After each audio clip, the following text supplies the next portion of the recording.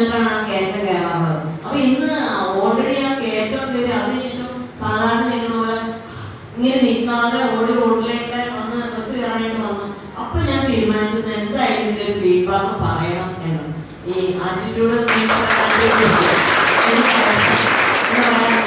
ഏറ്റവും ആറ്റിറ്റ്യൂഡ് നമുക്ക് എല്ലാവർക്കും ആറ്റിറ്റ്യൂഡ് ഓഫ് ഗ്രാറ്റിറ്റ്യൂഡ് എല്ലാവർക്കും വേണ്ടതാണ്. അപ്പൊ തീർച്ചയായിട്ടും ഞാനിത് പറഞ്ഞില്ലെങ്കിൽ എനിക്ക് കിട്ടിയ റിസൾട്ട് പോലും അത്രയും സക്സസ് ആവുമെന്ന് എനിക്കറിയില്ല.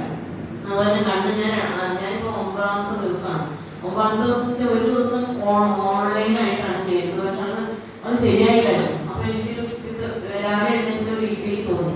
അപ്പൊ അതുകൊണ്ട് ഇനി ഓൺലൈൻ വേണ്ട എന്ന് തീരുമാനിച്ച അതിന്റെ രീതിയിൽ തെറ്റിപ്പോയതാണെന്ന് എനിക്ക് തോന്നുന്നത്.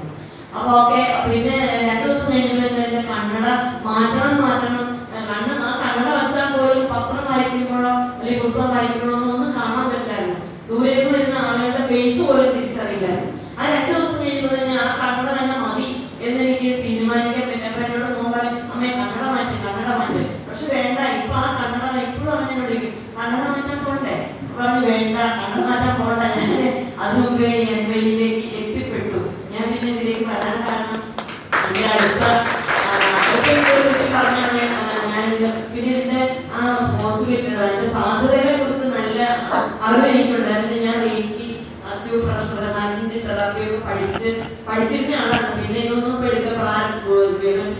ചുറ്റുപാടുകളുടെ തിരക്ക് കൊണ്ട് ഇതൊക്കെ ഇങ്ങനെ എടുക്കാതെ ഇത് തുരുപ്പിച്ചു പോയാൻ കഴിയുള്ളൂ. അപ്പൊ ഇത് കേട്ടപ്പോൾ അതിന്റെ സാധ്യതകളെ കുറിച്ച് അറിയാവുന്നതുകൊണ്ടാണ് തീർച്ചയായിട്ടും 100-ൽ 110% റിസൾട്ട് ഉണ്ടാവും എന്ന ഉറച്ച ബോധ്യത്തോടു കൂടിയാണ്.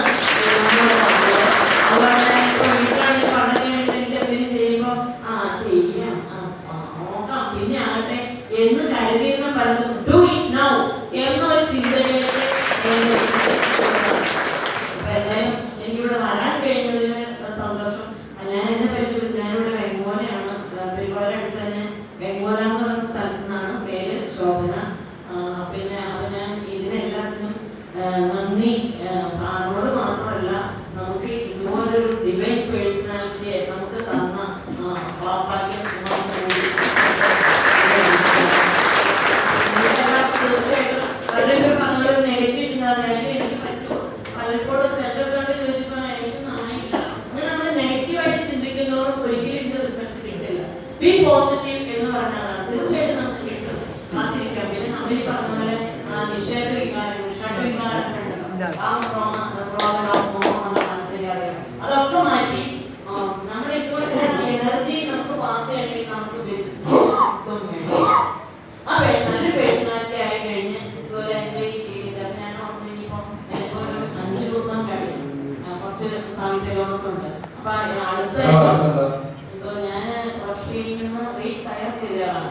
റഷ്യ ഓഫീസറായിരുന്നു. അത് റിട്ടയർ അല്ലാട്ടോ, റീടയർ. എന്റെ ഇഷ്ടമായി ചെയ്തതാണ്.